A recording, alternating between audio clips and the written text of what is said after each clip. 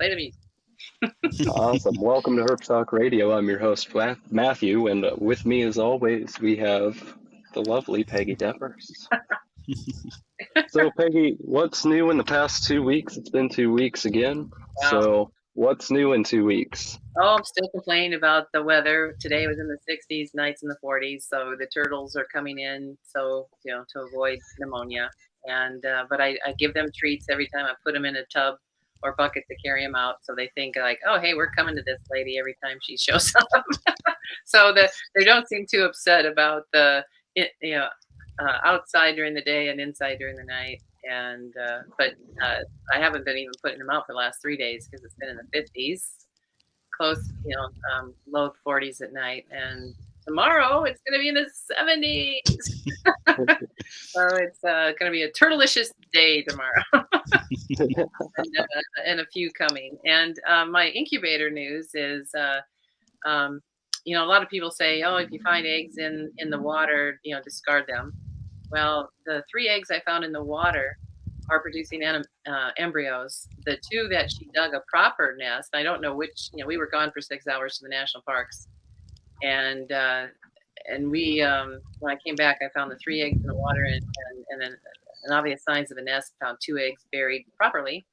Those 2 eggs in the proper nest did not develop embryos. One started leaking, going bad. The other one is a runt egg and not forming an embryo. And the 3 I found in the water are producing embryos just fine. So when in that 6 hours, I still don't know how long those 3 eggs were in the water, but they're the viable ones. And so, my word to all the reptilian aquatic turtle people out there, do not discard your eggs found in water. Give them a chance, incubate them, and see what happens. And how about you, Matthew? What's going on in your reptilian world? Nothing in the reptile world for me, but it is hot. Wait a minute, you showed me pictures of alligators. I see alligators every day. Well, I make sure I see alligators every day. That's intentional. I go out of my way. For us South Dakotans who don't get to see alligators except at Reptile Gardens, right.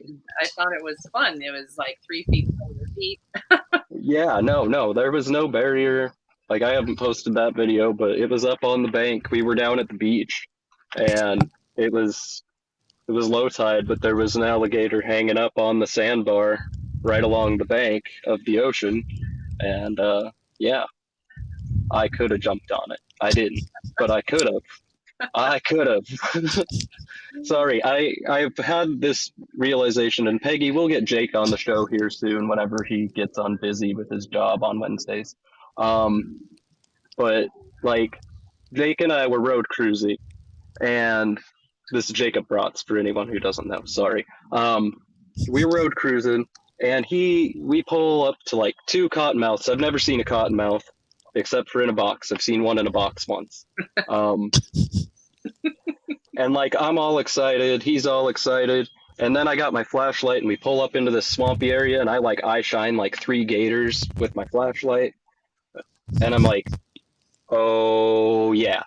And Jake was mad that I did not care as much about the cottonmouth as I did eye shining like 4 gators. So no, I hate to say this, but I might actually be more of a gator person than a snake person. Oh. Well, yes, it totally jumped at me, Charles. That cottonmouth jumped out at me, chased me down the road. No, not at all, Pegs. Well, hey, I don't know cottonmouths, so I hear stories, and yeah. They do like a little lunge thing when they go to leave, ha! It's very interesting, but it's not chasing you. Oh, well, our rattlers do that. So, should we bring on our guest here now? Yeah, let's do that. Chris. We've got Chris on with Copperhead Reptilia. Yep. Yeah. Awesome. And US Arc, see, on his t-shirt. Chris, yeah. Chris reached out to us and kind of wanted to do well, I don't know. We'll get into that. Anyway, I don't know too much about you, Chris, I know you're out there herping all the time. You're always posting photos of something. Um, so can you give us a little background on you and who you are, Yeah, what you totally. do? Yeah. Awesome. My name's Chris Chaffin. I'm located up in Michigan. Can you still hear me okay? Yes. Okay, sorry. It's muffled for me, but yeah, so I've been keeping between 15 or 16 years now. Really lucky I Oh, had supportive. Did I it, cut out? no, it is staticky for some reason. Okay. Um, is it this guy? Does it sound any better? I do have a different pair of earbuds I can try and see if that Yeah, works. see if that works because Okay. that's kind of really shocking us a little bit here. Gotcha, sorry. I had some tech issues last time. Same here. Oh God, did we ever? Yeah, so give me one Yeah, it second was bad. here. Okay. Well, while you do that, um, so Matthew, you're what else is going on in your private reptilian life? Lots of herping actually. I found my first ever box turtle, Peggy. Oh wow! Did you take pictures? Yeah, it's actually the cover of this, like the thumbnail that I posted. It's Oh, on there. I haven't shared it anywhere else but there yet. cool. Um, Super cool, super bright too. Um, Eastern box like turtle. I would guess so. I haven't looked it up yet, but yeah, I would assume that that's about the only option. We're Yeah. not in Florida. Well, you never know if there's been a release, and you never know what you're gonna find. But That's true. yeah. Lots of turtles laying eggs on the side of the road after it rained, Hmm. which is common, I guess, around here. And then also, Phil, Justin, Jake, everyone I've talked to down here tells me gators don't cross the road. Oh, you won't find a gator on a road. My freaking butt, I won't find a gator on a road. If you're freaking looking for a gator on a road, you'll eventually find one. And I have a picture of a gator on road to prove that gators are on roads Well, and not just dead. I mean, I would think that they would be sunning and basking on warm roads, just almost like any reptile would be. Right. They're super scared of humans and super scared of any activity though, so they bolt. Anyway, Chris, how's the audio feeling? All right, can you hear me any better now? Yeah, it seems to be that when you speak, there is static. That's a good description of it. Do Maybe you have echo cancellation on? I shouldn't. Um, Hold on, let me check. Would that be under audio? yeah, Yeah. Okay. Is it any better now? yes, Yes. Okay, yeah, echo cancellation was on. Okay, That happens. got that. Sorry about that. excellent. No. Okay. So let's resume about you a little. Yeah, Yes, so um I definitely had that typical like reptile kid upbringing, like huge into dinosaurs, had like the stereotypical garter snake, hermit crabs, that type of deal. Um, when I was 10, my parents let me get a ball python, who at the time was 14, and he actually turned 30 in April. I still have him. oh, wow. So, so yeah, I've just kind of gradually grown from there. I did about 7.5 years working at an animal shelter. So I did a lot of work when we would get exotics in. I occasionally assisted with wildlife, mostly doing hands-on work with cats and dogs. Um, Left that, was a manager at a small local pet shop for about a year. Um, and then I am currently working for a local university doing animal husbandry for their research program. Oh, okay. So, So, and what animal husbandry in particular? mostly at this point, just rodents. I am trying to move up to a couple other species. I'd like to move with or work with some non-human primates in the future would be really interesting. Um, but yeah, so at this point, just mostly rodents, but kind of, old hat compared to reptile stuff. It's nothing too crazy. So, Uh-huh. but yeah, and So are then you go for it.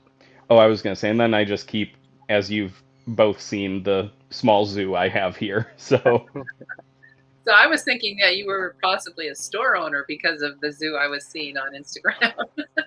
I wish that would be honestly like a perfect end goal at some point in my life. I will say animal retail very much not for me after working in that kind of a capacity for a while. Definitely just not something I think I could see myself doing. Um, but yeah, those are everything that you see on my social media is actually an animal in my care currently for the most part. So Okay. have you counted them? How many are there exactly? You always ask that hard question. The running joke is there's more than 50, less than 200. Um, Okay, fair enough. it's always kind of in a like minor state of flux because I'm still kind of in that phase of like really trying to nail down what I'm most passionate about. And I want to say I'm like 95% of the way there. But it's always that whole like figuring out, okay, this species really, the husbandry does not equate to what I do with the rest of my species, and they would be best suited with a different keeper. Things like that, and just kind of refining on what animals are best set up for success in my care. Oh, nice. Yeah, that's a great principle, and that's why I stay with turtles, mostly aquatic. Oh, yeah. Yeah, I just have 2 rescue box turtles, and that was a learning, uh, Oh, a lot of reading and then a lot of learning. We had to keep them so sterile right from the beginning. yeah. And my allergist says no reptile soil in your house. Oh, geez. So Yeah. yeah, it's like okay, there's I'm going to. What do you use coconut fiber because it's supposed to be fungus, helps prevent fungus. She's my allergist is really afraid of mold, so I'm Hmm. trying to find a substrate that box turtles would love to dig in that can be kept moist without developing molds and other fungus. So I actually I did keep a three-toed box turtle for a little bit. I don't have them anymore, very sadly. Michigan is a little the DNR, even though they know that our local box turtle is just the eastern, they really don't draw a distinction at the species or the subspecies level. So I did end up rehoming him just to stay within my local laws and make sure that everything was kosher. But when I kept him, I did a mixture of topsoil, the Zilla sells it. It's called like Jungle Mix. It's like a peat moss with fur very finely ground. I did that topsoil and cypress, and then I would mix in leaf litter and sphagnum moss, and that actually did really well. And unless it got like soaked with no ability to dry, it actually stayed pretty good for the entire time I was keeping that animal. Yeah, I had to get rid of all my houseplants because of just the potting soil. And Gotcha. Like the flower pot fungus, the yellow stuff. yeah, well, and the white stuff, and the Gotcha. extra niceties, and the yeah. So right now, they're on a reptile carpet, that's the soft one, Okay. um, and that I cut several segments, and I hose them down, and I change them, and I hang it outside in the sun, and then they really seem to like that, and they Mhm. go into their cave. They don't. I put them out when I put them outdoors. They can dig in the dirt all they want, and they don't tend to really do that. They go into their hide, or in their water thing. But one's blind and the other one is crippled, so they don't travel far. Yeah, I It's, get that. the cage is only a 30-inch by 48-inch dog kennel that has boards on the bottom, and they out in the daytime and in the nighttime because our raccoons are so bad here, and um, our neighbors are still trying to figure out how to keep the raccoons out of their chickens, even with roofed topped, really you'd think secure Mhm. roof top wiring and such, but they rip the staples out. Um, Big bad raccoons. Yeah, I was gonna say, even like in my area, we have, the rescue I work with does a lot with, they have like some leopard and redfoot tortoises, and occasionally they have a few sulcatas. Sorry. I've been trying to like calmly push this cat away for the Um, last about 5 minutes, so sorry about that. No Can you personal get space here. your echo um, thing again because you're starting to static when you talk again. Maybe the Okay. cat's on something. Okay. Can you hear me better now? Yep. Yep. Okay, cool. Yeah, Here we go. those cats and keyboards are always a deal. I'm telling you. Oh, sorry. He just like jumped up here and I was like, thanks, bud. But yeah, even around here, even with like larger species, we always have to be super careful. Like I have Russian tortoises and I want to put them outside and just let them live their best life outside. But I live right by the woods and we have foxes, we have coyotes, we have raccoons. I am too terrified to put them outside. Yeah, that's the same here. And we get Mhm. cougars and Oh yeah. bobcats and boy, they can really rip into habitats and so yeah. Yeah. But So I what? know. Go ahead. So what are you? You said you've got like a whole zoo, but you're kind of focusing down. Are you focusing down like desert or tropical? Like how are you focusing? And then like what's? I mean, I know you have a zoo, but what are you actually like looking forward to most keeping? So the big thing that I'm really, really excited about, I do have a bonded pair of prehensile-tailed skinks. So or Okay. like the monkey-tailed skinks. So I got a pair of those last season, and they bonded pretty immediately, and they do form social groups, and they do care for their young. So they're only about a year and a half to 2 years old right now. I got them both pretty young. Um, so raising those up and really hoping I can produce some babies, because as far as I have heard, the Solomon Islands will not be exporting them again.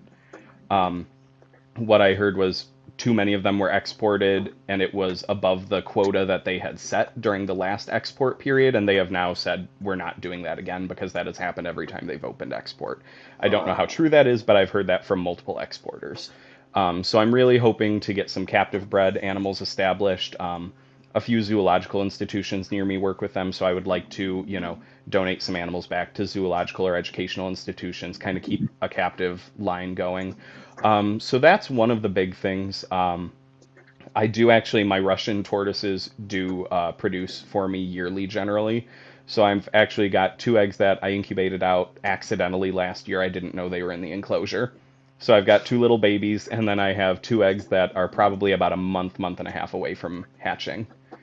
And then Awesome. other than those, the only real projects I have currently are Slowinski rat snakes are a pretty new project for me. So Okay. yeah. So I don't really do a ton of breeding. It's actually not really my thing. I I'm weird about selling animals. I have that whole like when I go to a reptile show and someone comes up and I just get a bad vibe. It's not really a done thing in the community to tell them I don't like you. I don't want you having one of my animals, but I produce on such a small scale that I Yeah. don't really want to just give an animal to whoever. Like it's no problem to me if they sit here for 6 months before they go somewhere. Yeah, that's the Right. way I was in breeding horses. I said I just don't want to produce foals because man, they practically have to pass a classified check, Yep. you Yeah. know, because I don't want the animal abused or neglected. Yeah, and I had the whole period where I was, chasing the morph thing. And I still have a lot of corn snakes. I have a lot of ball pythons, and that's kind of something where I'm like kind of stepping a little bit more away from keeping the animals I've had a really long time, but the ones I got as, a breeding project, I'm either just kind of retiring them and keeping them just at the pet level or trying to move them on to another pet home, but just to, you know, not have 12 ball pythons in my care. You know what I mean? Yeah, Yeah. Because the world does not need more of those at this point. Like, let's No, be not real. right this second. yeah. Well, that's my little project is just to prove out a gene, and Yep. I'm only breeding one female, and then I'll breed her get back to a target male, and that's it. And I'm only sharing that with another breeder, and Hmm. and that's all I care to do. Um, Yeah. and I've got all these rescue babies that need to, they're big enough to go to where we had found their mama, and that's still my goal. And I started a GoFundMe to help with the vet bills because Game Fish won't let you release an animal that you've had in rescue without a health check. So Okay. it's and and I don't blame them, because a lot of people don't, they keep them with tropical species. Hmm. They'll dump fish in their tanks for those turtles to eat, and I don't feed any live foods, um, Hmm. other than for the rescues, the worms and the crickets, so that they get used to eating the wild and stuff. Yeah. But no, no exotic species, no raw meats, all Hmm. that kind of stuff. So I mean, I even cook the fish, so they don't get parasites. But I was actually just thinking that same thing. I was like, what do you do for the fish? You know, I yeah, thought the same thing. I was like, those parasites in there are hard to kill. yeah, I cook a long time. Yeah, yeah. So yeah, I don't have to pressure cook it, other than in a tight lid, and then cook them for a good half hour at low boiling, Okay. and that that and yeah, it really does well. I worked in a variety of different biolabs, and took, like, what does it kill this parasite? What is it, Oh and yeah. and wildlife biologists have to take a lot of parasitology and Hmm. microbiology and epidemiology, because we're called to the scenes of, my livestock are dying along with all the birds in the pond. Come and help me. And so we Yeah. have to be prepared of, what will we find? Oh, Gotcha. yeah. So that was good training, applied to my little personal life here. So now I'm looking forward to this conversation, because we wanted to get into what is wrong with the hobby, and how can we um, improve within the hobby, and how can we become better seen by DNRs, game fishing parks, wildlife fishing, wildlife service, anything like that. Yeah. And I go, oh, good, controversy. I was gonna say when I was first talking to you, Matthew, I was kind of a little worried because when I kind of started talking to you about the things before, and you said, "Oh yeah, let's get into that." Peggy will love the controversial subjects. I was like, "Oh, we're gonna stir the pot tonight." That's okay. Sometimes the pot needs to be stirred, and as long as we can keep it, Civil. the language nice, Oh yeah. that's Yeah, all I really care about. Yeah, not a problem there. Honestly, overall, there is such a thing as a too small box, but overall, I think that there's just a wide range of parameters, and as long as you're keeping within that, Hmm. you should be okay. Yep. And it's a wide range. Everyone can do something completely differently, but as long as you're in this range of parameters, Yep. you'll be okay. Hmm. Um, Enclosure size always matters, and the more you can provide, the better. Yeah. But yeah, yeah, that's what I've got on your enclosure question, because I know, you said you want to cover, there's a big difference between just rack breeding and zoo-like setups, and I think in the middle there is where we do get lost a little.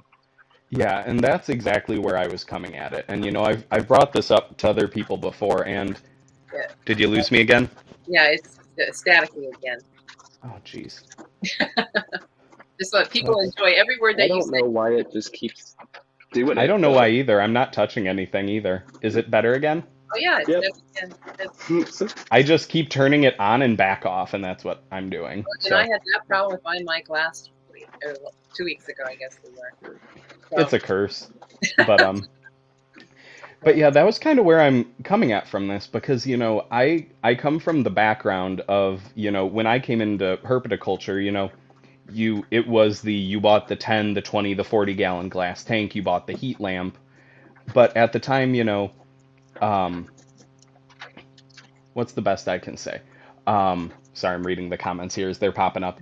Um, but basically, I feel like in the early 2000s when I was, younger and was getting into my first reptiles, you had this whole, no one was really keeping in racks unless they were breeding. And now, as we've gone on through time, we've kind of industrialized everything almost to a fault, where we're so divided into the two camps of I'm keeping my snakes in a shoebox, and then you have the other camp of, well, I'm keeping a corn snake in an 8 by 4 by 4 enclosure for as just spitting out numbers, you know. Right. And I think that we're becoming very polarized as a community on shoebox versus zoo enclosure, but we're denying the fact that both for the advanced crowd, if you hate racks so much, we need to stop hating on the people that are still trying to improve but are in that middle ground. And I think that's something that we don't talk about. And I'm seeing a lot of people in the hobby that are relatively new, like that have come in since COVID, that are extremely disheartened because they put all this time and effort into getting their first animal, or they're setting up that first enclosure. And it may not be a 4 by 2 by 2, but it's also a 1 year old ball python.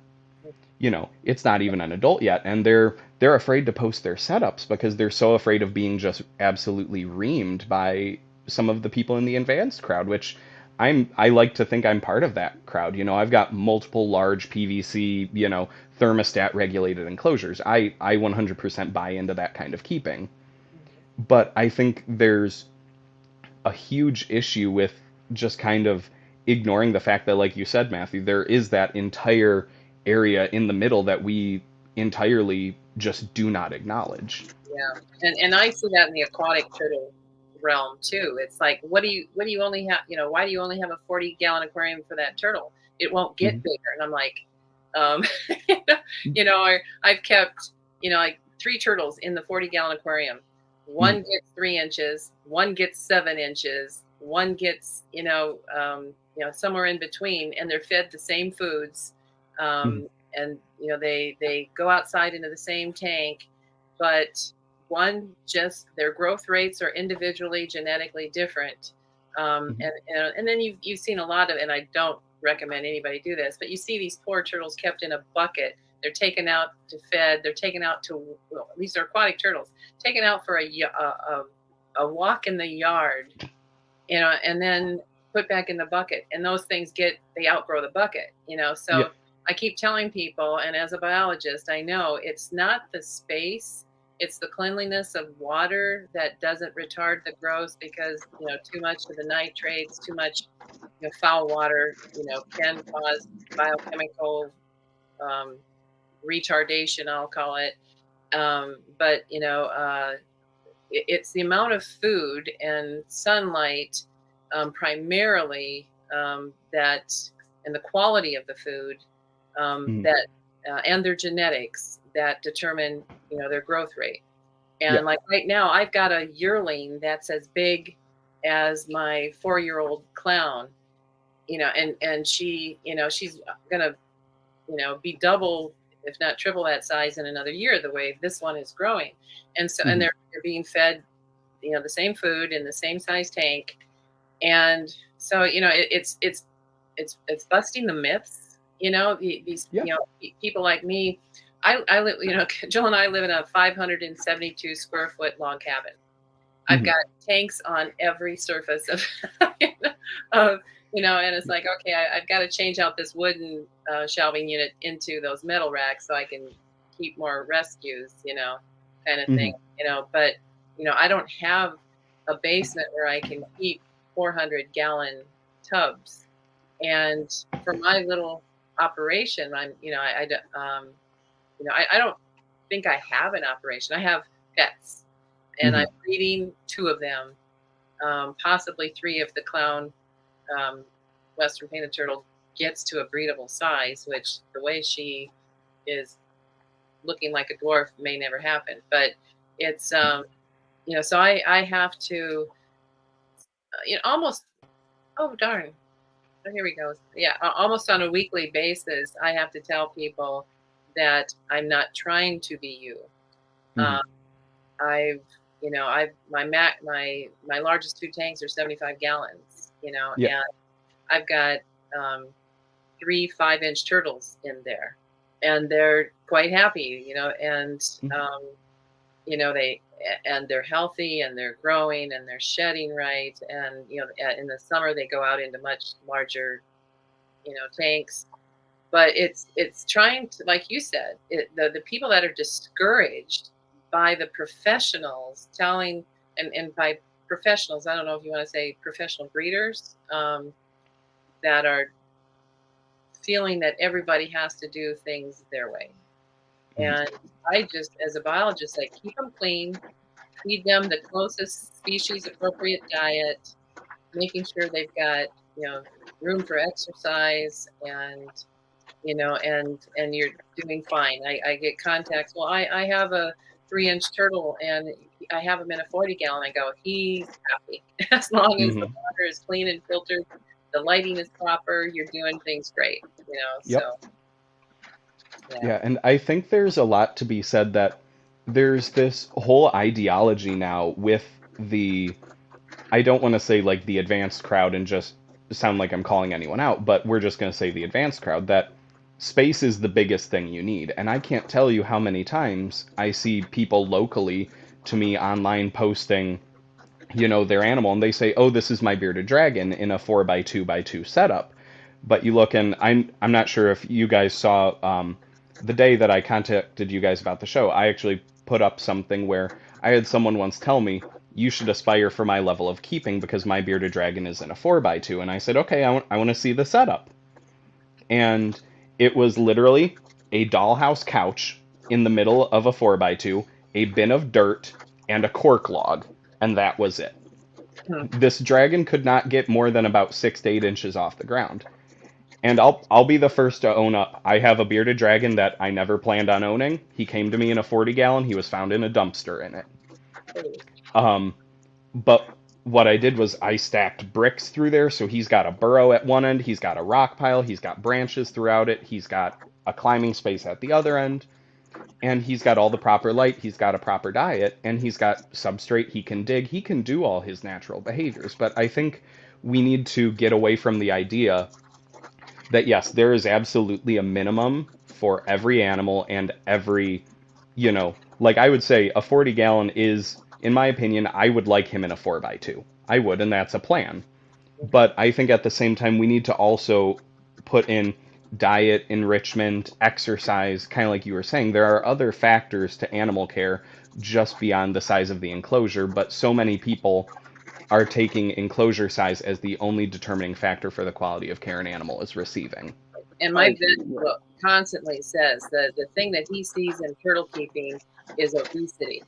And as a biologist who worked for a nutritional biochemist for 14 years, and I'm still on as working for the company as a consultant and sometimes special, client consultation.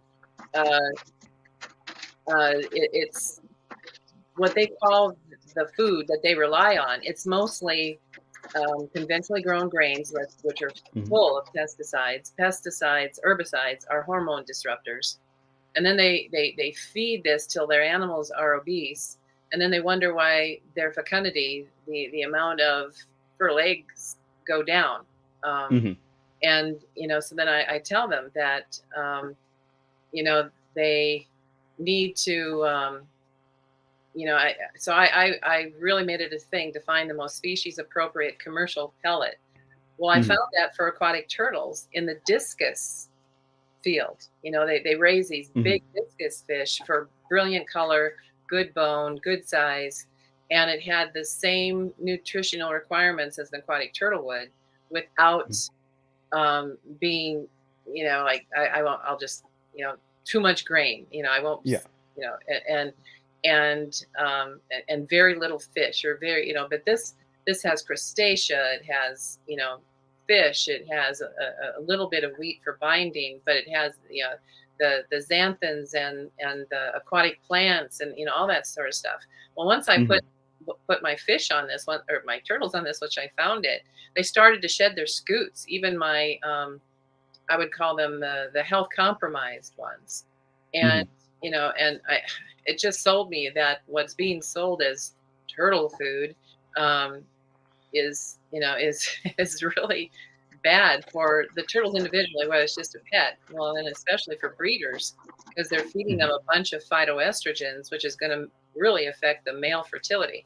So But boy, you try to, tell that to the turtle world, and they're just like, what do you know? You haven't bred turtles, And I said, I'm a biologist who worked with a nutritional biochemist, and I know what hormone disruptors are pervading the human species. I mean, there's too much glyphosate showing up in baby food jars, for Yeah. humans, and yeah, and so that's the one thing that nutrition is the utmost, for those as humans as well as our animals.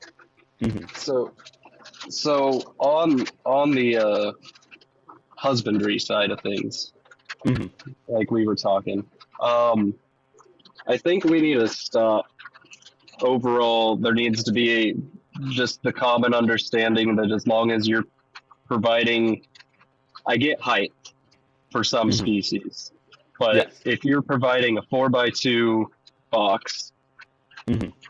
for an animal that's going to be on the ground or under the ground the whole time and it's short, that doesn't matter as long as you're putting more stuff in there Yeah. to fill the space and it's just not an empty canvas. Yeah. I think this is where the rack, there's a whole nother side of this of like the animal can see out. Hmm. Sometimes I think that's good. Some animals I don't think that works with. Yeah. Um, but I think overall it's more about the enrichment and the stuff you're putting in and not Hmm. as much about what kind of box you're keeping the animal in. And I think we're getting very, well, you have to keep it in a box that's this. Hmm. Well, like a bull snake, for example, is going to live on the ground and underground its whole entire life. And Yep. it might climb a tree. Like, there's videos of them climbing trees. But, like, Hmm. for the most part, that thing's going to be in a burrow. It's Yep. So why do I need to provide, like, I get the extra height for some examples, but like a bull snake, you Hmm. don't really need 2 feet of height. It's not going to use it.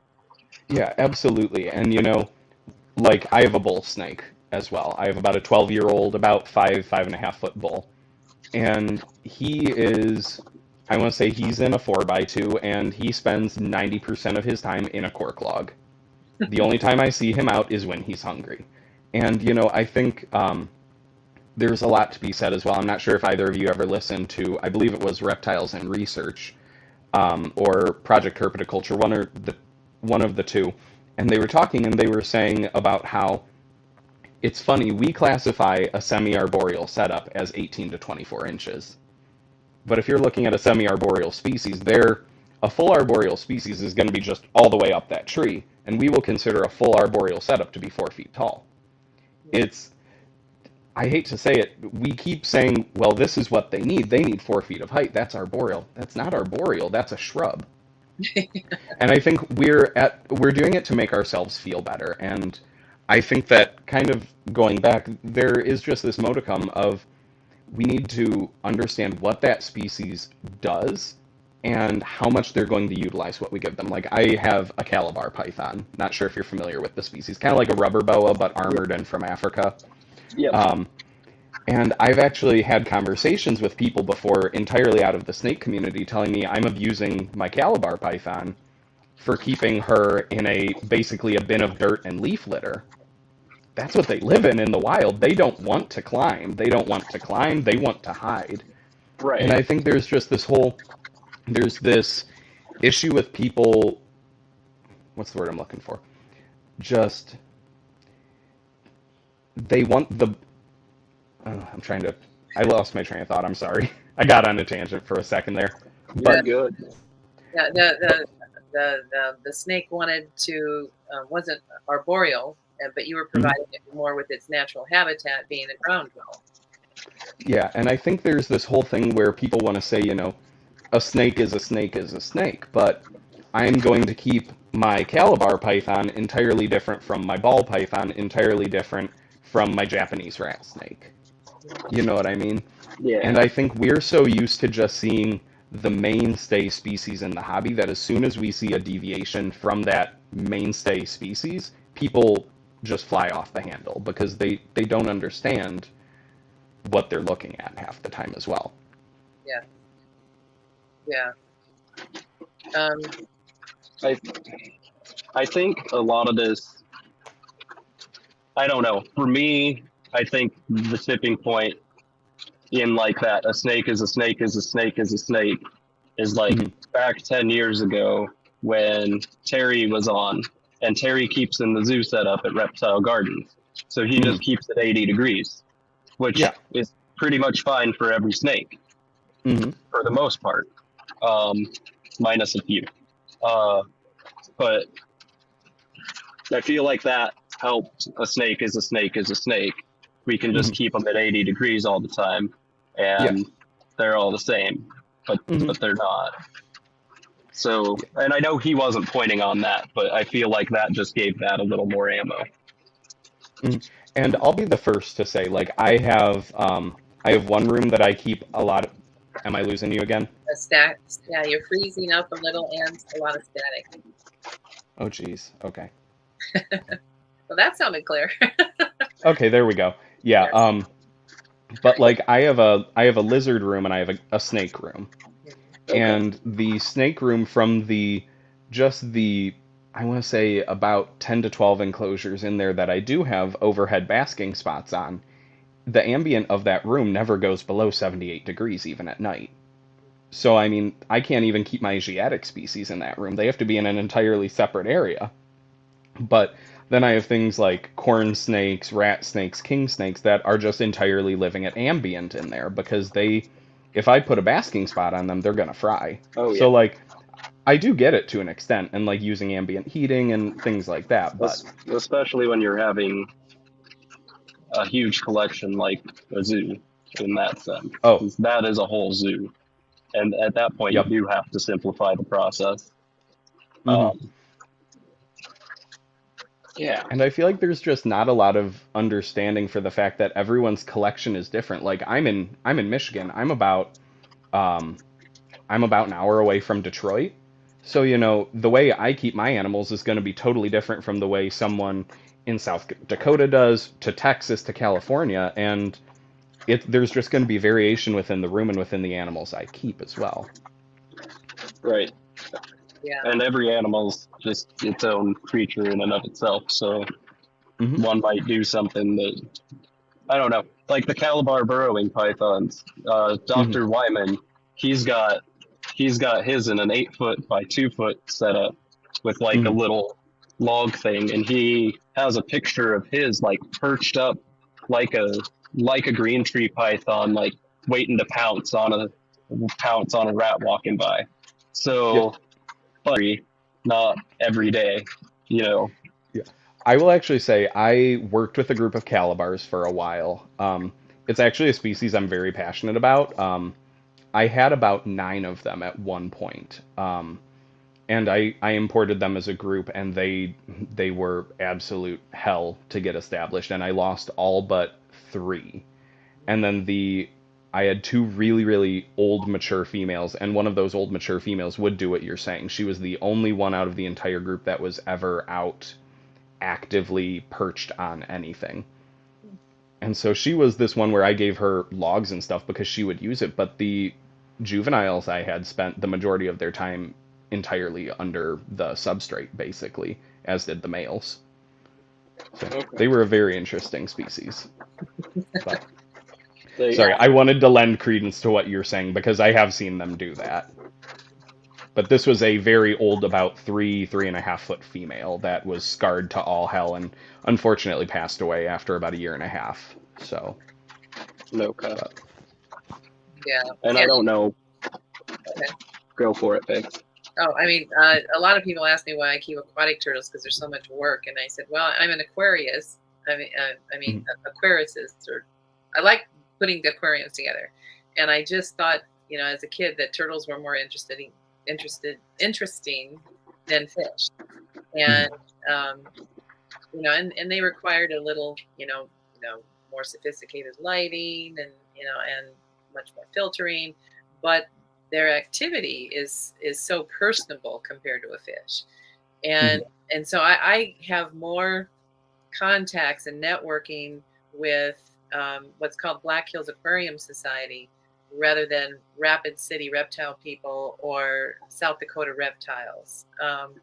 And so, because most of the reptile network here in South Dakota is mostly lizards and snakes, and maybe a few terrestrial turtles, very, very few aquatic turtle keepers.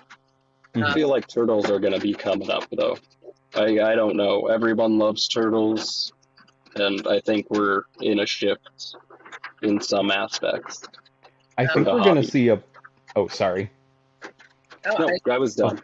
I think we're going to see more of a push for, like, I'm seeing a lot of people pushing for, like, the mud and the musk turtles because they do keep that smaller size, and I'm seeing a lot of a shift away from, like, the traditional, like, the slider family of turtles, and especially, like, soft shell snapping turtles. I don't see a lot of that, but I'm really seeing some resurgence with, like, Reeves turtles and, like, the smaller, like, Asiatic species almost. Hingebacks. Yeah, and what I found out in becoming a turtle rescuer, and all the eggs that we that are brought to us or picked up off the road from a roadkill turtle, some of them, I think, were meant, had they been laid in a nest in the wild, I don't think some of the individuals would have even made it out of the nest. They come out weak, they come out stunted, they come out miniature dwarfs, whatever. These people in the breeding, like, there's no such thing as a turtle dwarf. Yeah, there is, because I've got 3 of them, and 3 from last year's wild, where the others just grow, and you want to grow them up really fast before you let them out, because then they can avoid more of the cranes and the other predators. But there's where most of them that are between 3 and 4 inches, this little one is only 1.5 inches, and I feed her separately. And at this point now, she'll only get fat even on lean stuff. I mean, she seems to, I've tried everything. So it's like, so it's like this tiny little miniature. And so one of the persons that I know in South Dakota Game Fish and Parks, she goes, well, so will she fit in a 20 long? I said, at this rate, she will live in a 20 long for the rest of her life. And, so she's going to take one of the runts, from her office. And, and it's just, and I've got a 4-year-old Midland painted that came to me from a breeder. I'd never seen a turtle that small before. And he too, while his tank mate is 2 inches bigger than him, who I purposefully stunted, in other words, just feeding him twice a week rather than every day. I tried feeding him every day, and he just quit growing at 3 inches. It's just, and so there are painted turtles that will not outgrow a Reeves turtle, or even though, even when trying to push, like my clown, I've been feeding her every day, and then I had I got to back up on making her fat. Her shell just won't grow normally. Even feeding. And so it's, so I have these conversations with people online that there is no such thing as a dwarf turtle. And I'm like, when you grow from the same clutch in the same incubator in the same tank in the same foods, and some grow normally, and just a few out of that same clutch, same genetic package, usually. I mean, it could be the same mother. There could be some different sperm fathers in that same clutch, but there are definitely dwarfs or runts, that to me, they needed special care to survive. And like I said, they probably would have just stayed in the nest and or died and their clutch mates eaten them before they left. Especially if they're a terrestrial species and they can eat without having to have water there. But so that's one of the things, the big discussion of there is no runts and there is runts dialogue. Yeah, and one thing that I had never thought about until, I want to say, a couple months ago. I forget if it was either Dr. Loafman or Morelia Python Radio, one or the other. They were talking about, like, morphs and different things, and how no matter how you stack it, morphs a lot of the time are potentially a broken gene. And even if outwardly that snake, that clown ball python, just has a funky pattern, we don't know if that clown gene is linked to an enzyme that causes issues with the stomach, causes issues with, later in life. We don't know how these genes, because everyone thinks that gene only affects the locus of pattern. It could affect the locus of digestion, of regulation of cancer genes. I mean, we've seen that with the lemon frost leopard gecko. They develop tumors, you know, and that is directly linked to that pattern gene. Yep. So, I mean, it's always a very interesting conversation, especially when we do get into that. And, I see a lot of times, I'm starting to see less of it, but a lot of breeders are producing, and say, oh, this animal was small, oh, this animal didn't want to feed, but it's fine now. Is it fine now? Maybe it's eating now, and maybe it finally is up to size 8 months later, but should you be breeding that animal now? Yeah, and that's the one thing that I instead of doing a breeding test on this clown that I have, because what I learned in genetics is, when you have all this genetic crossover and especially in making the cells that go into each egg and sperm, sometimes a group of cells is passed on together, depending upon how that DNA unwraps and then wraps back together again with, the female will wrap in with the male and blah, blah, blah, blah. So you end up with, I know when horses of what's called the overo-white patterning, most oftentimes, a lethal gene comes with that patterning. Every now and then you can get a pure white horse of that overo gene that does not die, but it's rare.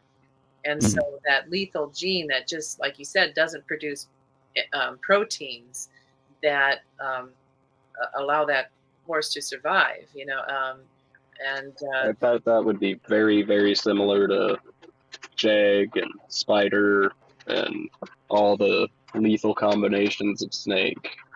It's basically the same thing, because I believe the syndrome in horses is actually called lethal white syndrome. And when you breed I've brought this up I've made the comparison myself before as well, because when you do cross the jag to the jag or the spider to the spider, you do get a patternless white animal that dies in the egg, or it dies, I believe a lot of them, I could be wrong, someone can correct me, I believe they die of like lung issues and neuro very shortly after birth, if they even make it to hatch. Yeah.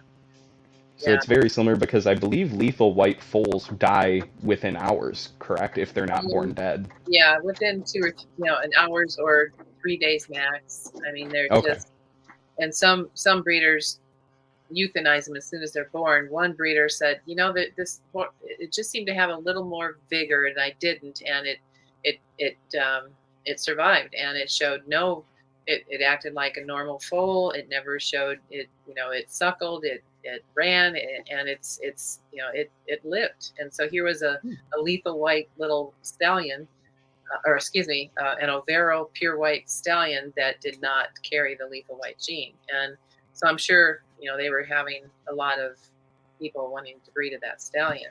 But I was going to say, test that one, see what genes are there. Yeah. And that's why I contacted the universities that have done the whole Western painted turtle genome. And they said they're basically studying the Western painted turtle for how those cells withstand freezing that first 6 months of that turtle's of the turtle's life. Usually once the turtle is beyond a year and a half, they do not withstand freezing. And so but they want to understand what is that antifreeze in the turtle's first 6 to 8 months of life. So they haven't really studied the color genes to find out, does my turtle have genes switched off, or is there a new gene introduced, or is there a gene missing? I don't know. So, gotcha. Yeah. But anyway. Did we cover all of the enclosures that you wanted to? I mean, yeah, I think that's about it. I mean, as far as I'm concerned, there's a whole debate you could have on that scenario that could go on.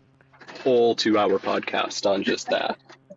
Yeah, I would love for there to be at some point a round table of like advanced keepers, normal pet keepers, and just like your stereotypical rat keepers. Put them all in a room and kind of like Animals at Home used to do, have a round table and just have everyone talk it out about the pros and cons to everything because I mean it's a good conversation to have and I think more people need to have it and more people need to just talk about that gray zone in the middle. But yeah, I think that's about all there is to it right now.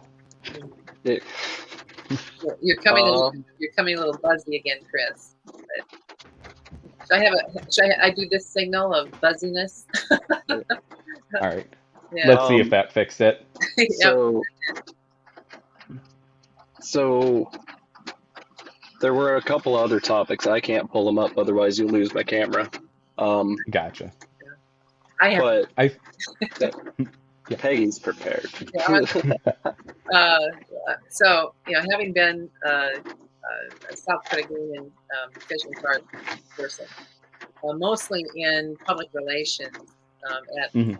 one of our major state parks, explaining to people wildlife management, how we go about setting limits, how species are deemed, endangered at what point, threatened at what point endangered, and that sort of thing.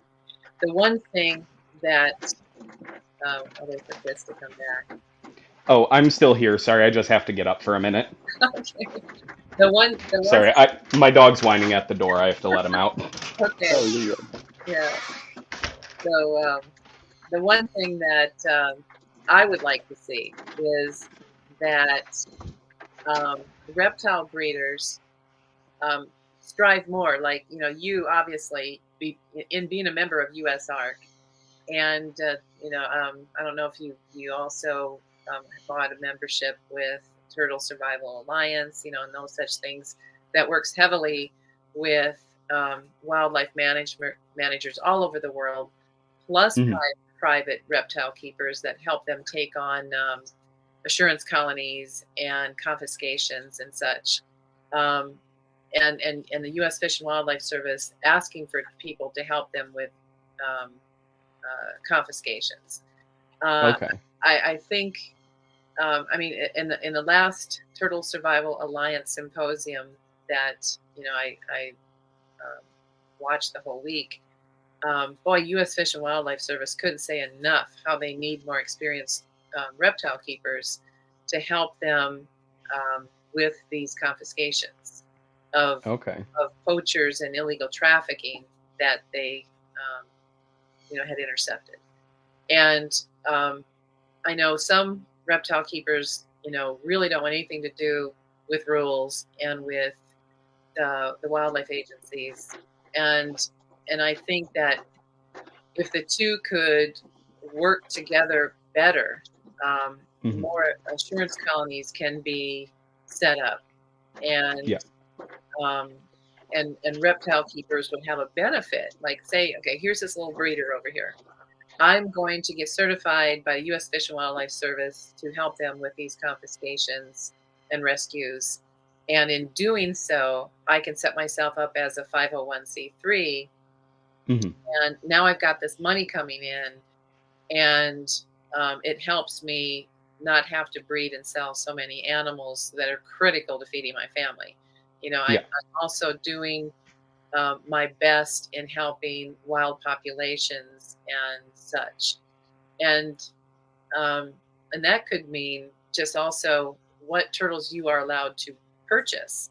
Like for me, Mhm. if an animal is listed, like say the yellow blotched map turtle, I think Mhm. if you want to own one, because it is a listed species and so on the endangered species list, then you need to qualify to own two and breed that, and then Mhm. become a member of this, um, stud book of assurance colonies to be able to have the privilege to have within your care that endangered species. And a lot of the breeders I talk to, no way, man, I don't want to live under any of those rules.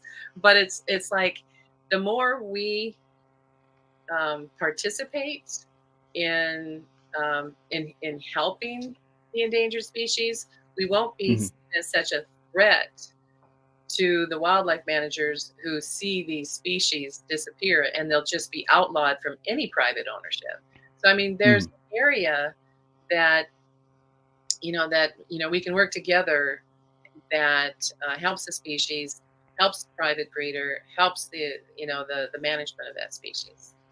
Mm-hmm. And I don't know where Matthew went. Maybe the rain's got a little heavy because I could hear it coming on his car roof a little more. Oh, gotcha. Oh, I'm here.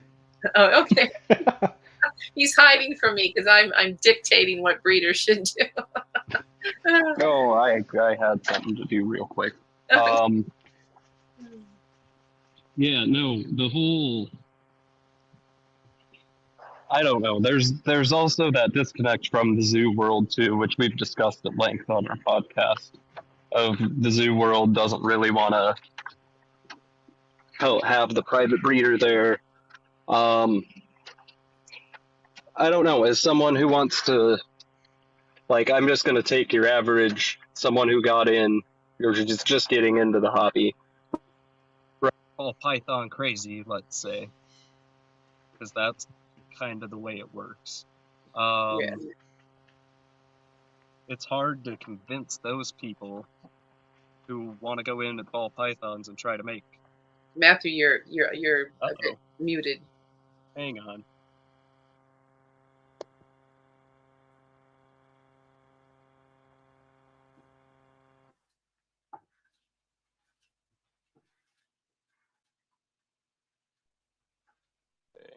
Okay.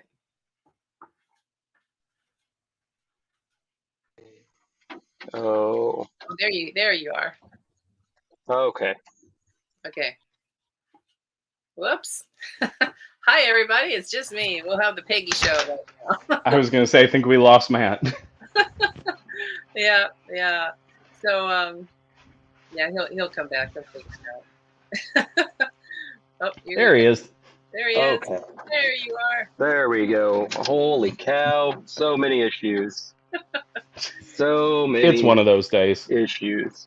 So we were talking about zoos not wanting to deal with private breeders. Yeah, and then, well, yeah, there's that whole disconnect where the zoos don't want to. You have to be an AZA member in order to like share those animals and such. So like your private keeper can't get in without a whole bunch of money. Well, but then there's the side that just puts a whole bunch of money in it, like the ball python people. And are they putting their money in the wrong spot, or should they go for the greater good? And I think the greater good's the right answer, but I don't know if you can convince the masses who come into a pyramid scheme like thought processing. Because hey, take these two, you can make your money back. Like that's what it is. That's what snake breeding is at the end of the day. I think of getting two snakes to make my money back on them, or at least have them pay for themselves or something. You know, that's just my thought process. I'm not in it. Bull pythons, most of them are not on an endangered species list. These morphs and such. They're being bred separate of the wild species management. But I'm talking about possession of unaltered native species that are listed as threatened or endangered. And I think that the reptile community could gain a much better reputation by playing ball with, what they call the heritage species, the listed species. It's like if I'm a person who knows how to keep aquatic animals. How can I help the endangered and threatened aquatic species? What would it take for me to qualify to set up an assurance colony? How would that assurance colony be funded? Well, then you're talking 501c3. You can get corporate donations. You can, and not only for the care of those animals, but you are the caretaker. You may want to hire assistants, and so now you're on the payroll. But that is completely just, and in the care of those animals to take a payroll, as long as it's you're not writing yourself all these checks and the animals aren't getting the care that amount of money is due. And so this is what you know, a lot of the rescues do by becoming a 501c3, and these local corporations go, well, where do we want to, you know, give out these monies, because, you know, we can. Mhm. And so that way, a lot of these rescues and assurance colonies are employing what used to be struggling breeders. They can still breed their morphs on the side, but you know, they're and as long as they're being kept biologically safe, and I'm sure, you know, breeders, you know, work to do that, you know, and quarantine, you know, all this sort of stuff. But I mean, there's just a way that people who love reptiles can make more money at it and help out these diminishing species and diminishing habitats. See, I actually have a little bit of recent experience with this with my own state. So, um, I'm a big rat snake person. You know, Pantherophis, that whole family, corn snakes, black rats, that whole deal. And in Michigan, we have basically like three species of snake you cannot keep as a pet. It's the eastern Massasauga, the gray rat snake, which, as far as I'm aware, we don't even have in the state, but they think we do, so they are illegal to have or keep in the state. And then black rats. And so I think we're one of like the only states that have black rats as a threatened species because they just have such a small range natively in the state. And I had reached out because they're so common in the pet sector, and they're actually a favorite species of mine. And I said, you know, is it legal for me to get a captive bred one, keep the receipt of sale, and keep that as a pet, single specimen, non-breeding animal? And I got reamed by the DNR about, yes, you can, but here's the reasons you can't. And it was basically a 6 paragraph, the reptile industry is a bunch of poaching lunatics, and Michigan is a funnel for poaching. And so the Michigan DNR is very, very strict about our native animals. I'm pretty sure it's the same across a lot of states. You can't sell your local species. It's actually illegal to breed a native species within the state for any reason. Um, so even if the animal originated in captivity, like I did buy a black rat snake, I got him he's like a het something out of Texas, but he's just a wild type black rat. It's a single male. And I have all his paperwork in a folder, so I have it if I ever need it. But that snake's illegal to breed, and they even went so far as to tell me, like, even if you were to collect a specimen or, you know, found one that was injured, you would not be permitted to keep it under any circumstances. And I think there's a lot of issues where I feel like a lot of states also don't want to work with the private sector as well, which, you know, I understand we at times have not made a good name for ourselves within the hobby, but I'm with you 100%. Like, if they would let me have a pair of Eastern, am I blipping out again? This dang thing. It was mine Sorry. last time. So Okay. Sorry. But yeah, no, like if they would let me own a pair of Eastern fox snakes and breed them and give all the babies back to the state to do what they want with, I would do it all day long. Same with, you know, Eastern box turtles. We have them in my area, and I would love, I've got acreage here. I would love to set them up in my yard and breed them and give babies back. But I feel like a lot of the government agencies are, as much as it might be something that would be super beneficial, they're not quite willing to do it, unfortunately. well, I think the more people lobby them, like right now, I'm kind of a lobbyist right now with our state game and fish. I know Mhm. as soon as I found this roadkill on these eggs, and I'm like, well, I don't even know if it's legal for me to have these eggs. I'm going to Mhm. contact the Game Fish and Parks, and and people know me as the turtle lady through the Aquarium Society. You know, do I throw them out to the crows? Do I hatch them and release them? What do I do? So I explained, Mhm. at that time I had only come across rescuing the eggs off the road, essentially, ran over by humans. It was a human caused event. Should humans intervene and hatch these eggs and return them to the wild?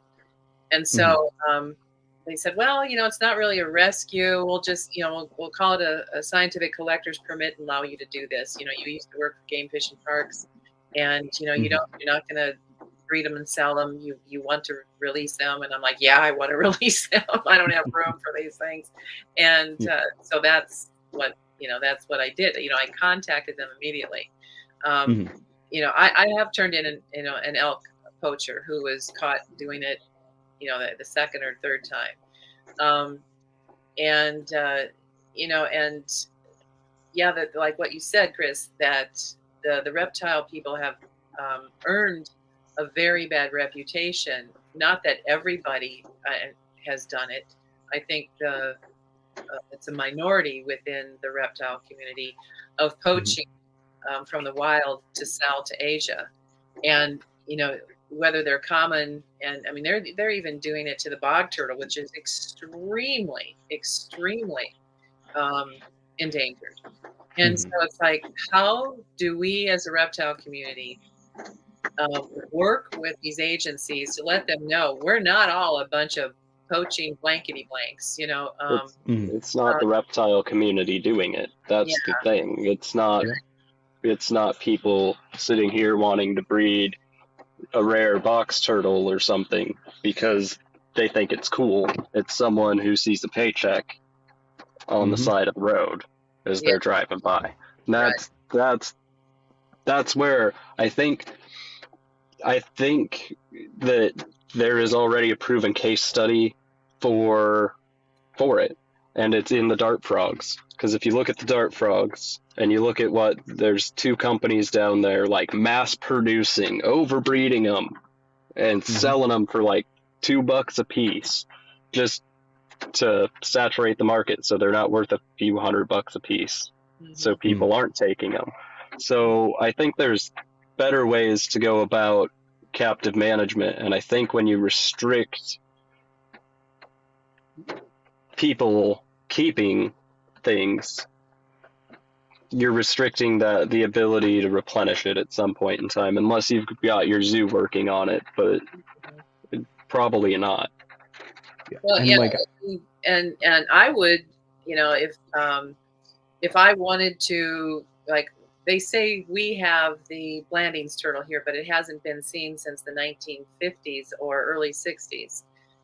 Like, what if I wanted to breed the Blandings turtle, and I would have, my breeding stock all microchipped, and they could come in and inspect. Well, there's no, like, well, the only place I could get a Blandings turtle, I think, is through the captive breeding, place.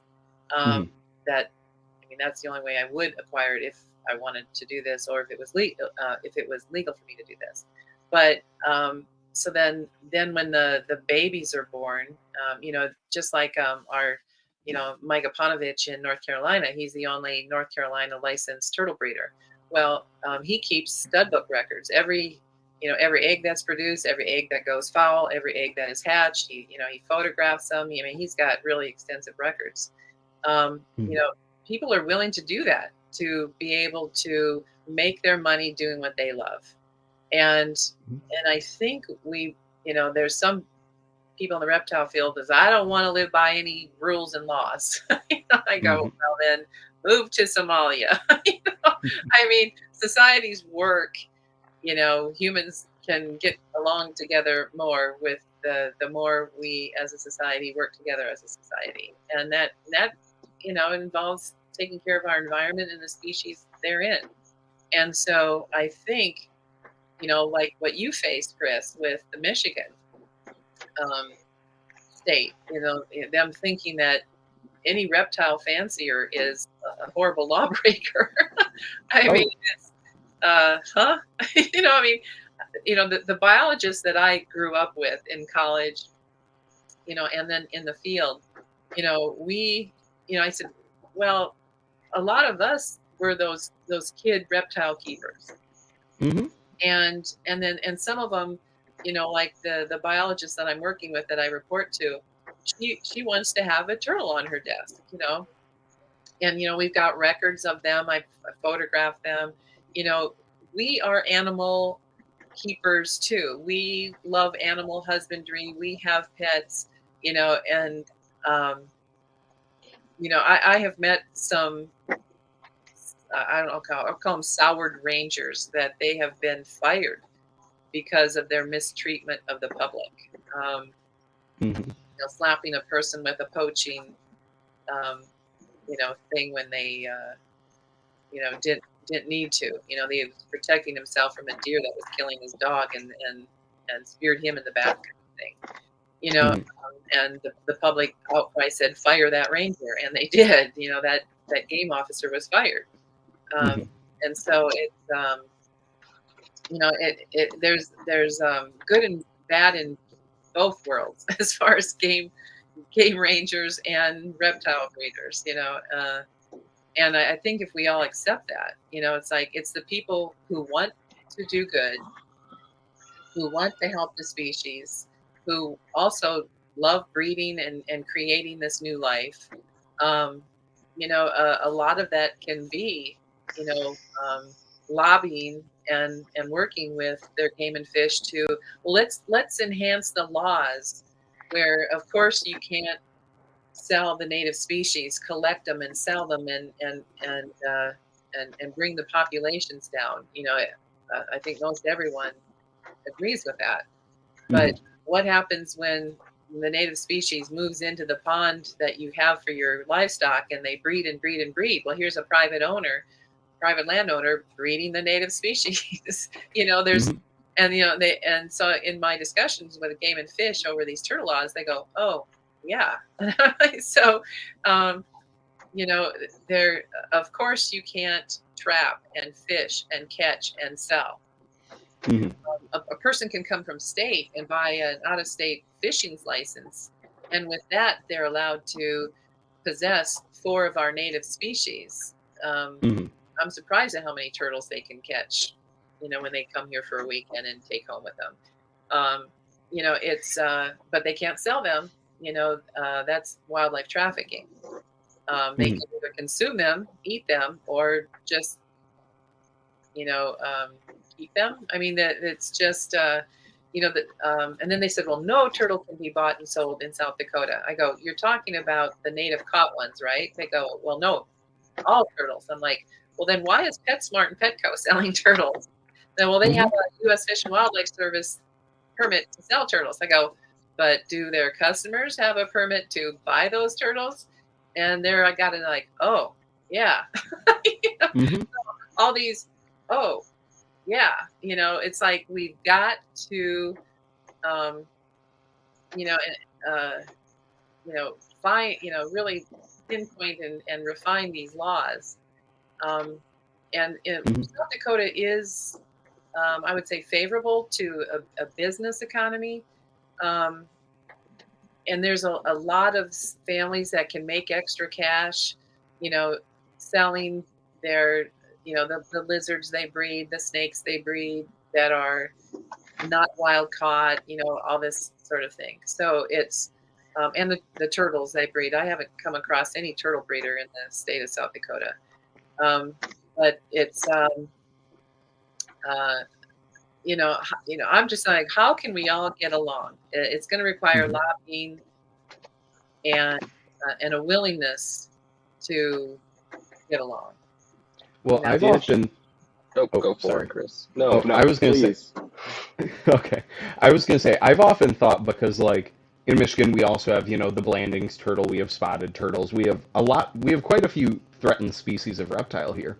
I've often thought, like, if there were ones that were confiscated, or someone did, I'm not condoning it, but let's say someone collected one via a permit somehow, to what extent would it be such a bad thing for the population if they said, do kind of what they've done with black pines? Either A, you need to get an interstate species permit to produce or sell them, but let's say eastern fox snakes, you get a permit for those, microchip the animals so they're always traceable, which, I mean, we've seen done with problem species in other states, like retics and berms in Florida.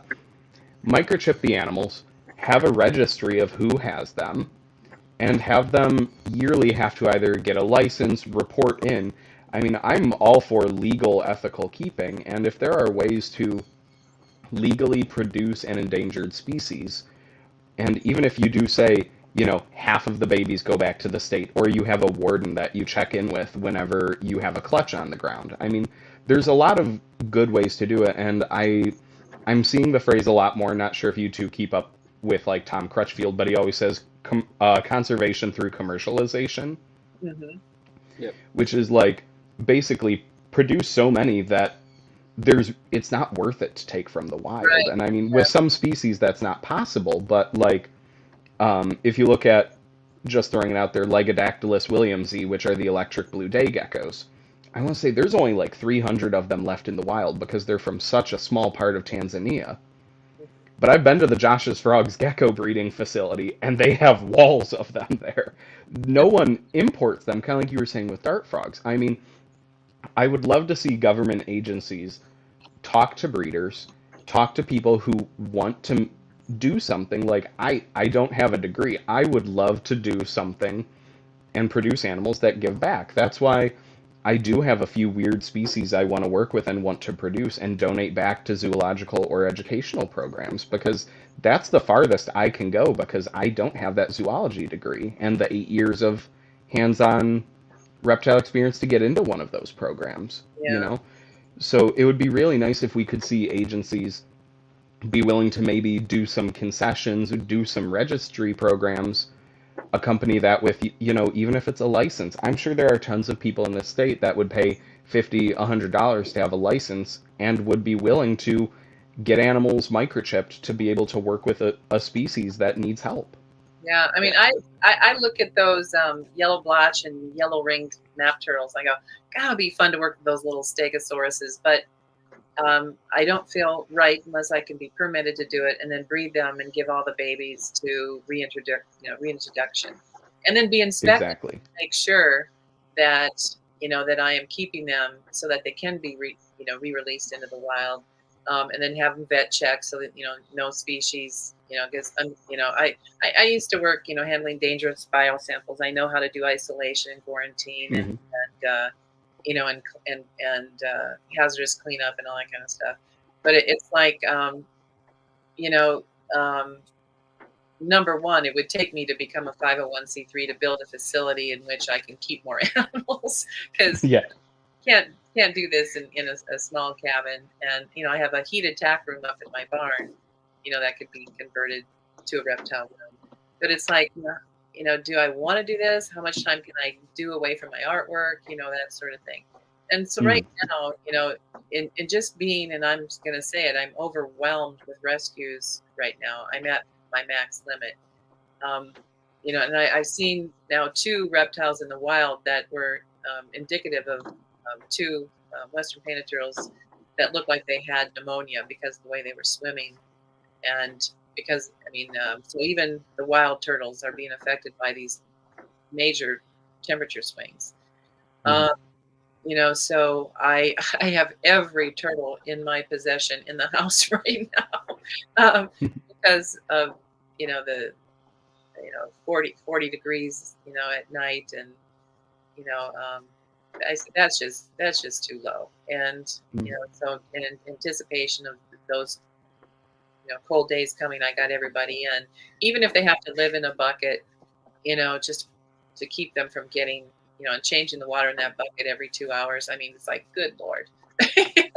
So I've got, So, yeah, but so, well, the one thing I was going to say, Chris, to what you said, I would love to do this. Contact go to the TSA on their webpage. They have how to contact the U.S. Fish and Wildlife Service to see if you can, if you live, especially in Michigan, you can live near major airports.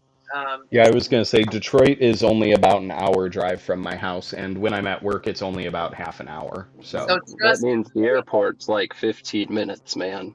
oh yeah. yeah. So trust me, they are looking for people with your experience. It doesn't matter whether you have, a biology degree, a zoology degree, whatever. They're looking for people with reptile keeper experience to help them. And they said, please pass the word. Anybody that we need to house so many of these confiscations that by the time we do find somebody to house them, they're sick. And we want to be able to take them that have just been collected, they've been intercepted, they're still healthy. Here, take care of them. Set yourself up as it will help, your state, your whatever, help you set yourself up as a 501c3, get these donations coming in for you to keep helping us. Now you've got a salary doing what you love doing, even if it's another salary on top of your normal job or, whatever. See, I think my issue is I'm almost at a point with my collection because the biggest issue I have is, so like, even though I do keep tortoises, so like I have a small group of Russians, I have a redfoot, I have a sulcata, I have a leopard. Um, I don't do aquatics. I tried for a while. I tried with rhinoclemmies, which are the South American wood turtles. I kept oh gosh, it's one of the Pulcherimas, but I forget which one it is. But that was the furthest I could get into aquatics. Like I would absolutely love to help with more along the lines of like, I know there's a lot of trafficking with like Kinexis, and which I have kept before, which were a miserable experience. They are the coolest. They are by far one of the coolest tortoises I have ever worked with. I will never have those little mushroom eating dump trucks in my house again. They were the smelliest animals I have ever worked with. They were so cool, but they were so smelly. I would love to one day do Kinexis again. The Pyxis, like the spider tortoises from Madagascar. I love the radiateds, and a lot of those like African, Asiatic tortoises are really up my alley. I'm just kind of at a point where, like, I'll definitely look into it, don't get me wrong, but I'm kind of at the point where like the room I have can fit what I have right now, but with very little room for much else. Well, Until I finish my basement. Yeah, not all of them are aquatic species. I mean, a lot of Okay. the box turtle confiscations are enormous. And I would love to keep a box turtle again. well, They were so fun. And we our last episode was with Chris Leone of Garden State Tortoise, and man, he really educated us on the horrible, sad state of a lot of these animals that have been confiscated. By the time they get up to a facility, like a zoo or like Chris and Casey's, they're so far gone they have to be euthanized. Yeah, I was gonna. Oh, sorry. Yeah, and so I've had the cheap way of doing that is put them in the freezer, and rather than having just all the expense of the shots from the vet to euthanize. But it's I've had to euthanize a few that were hit by cars that were beyond rescue, and I have a freezer up in the barn to do that. But it's it's hard to do, but being in South Dakota, we don't live by a major airport. It's a hub of a hub kind of thing. Yeah. And so and Detroit Airport is massive. There's a I lot of was gonna stuff say, going on there.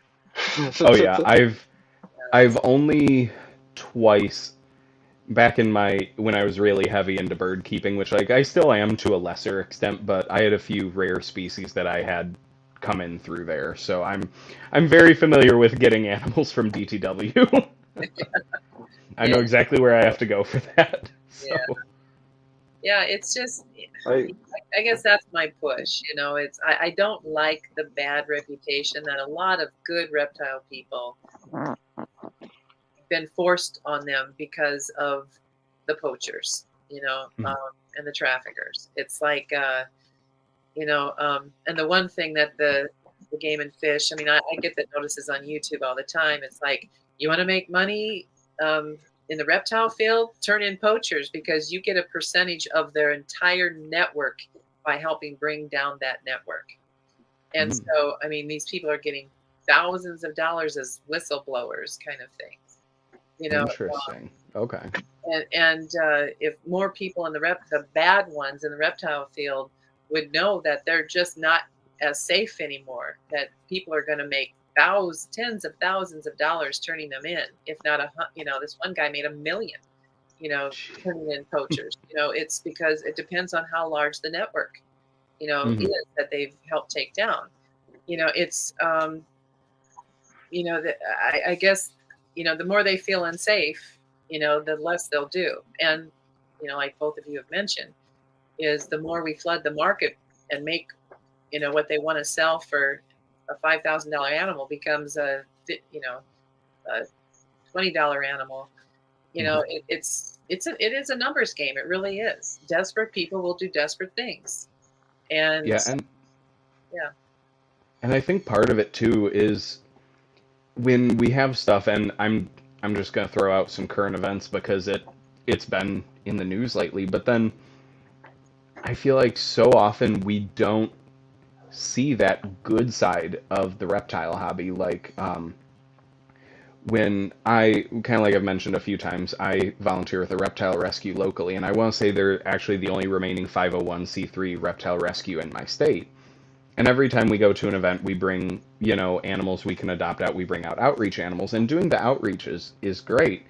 But I feel like there's only so much we can do when what so many of these government entities are seeing are, tegus and berms down in Florida, or, the stuff going on over at Slither that blew up across the reptile hobby a few weeks ago.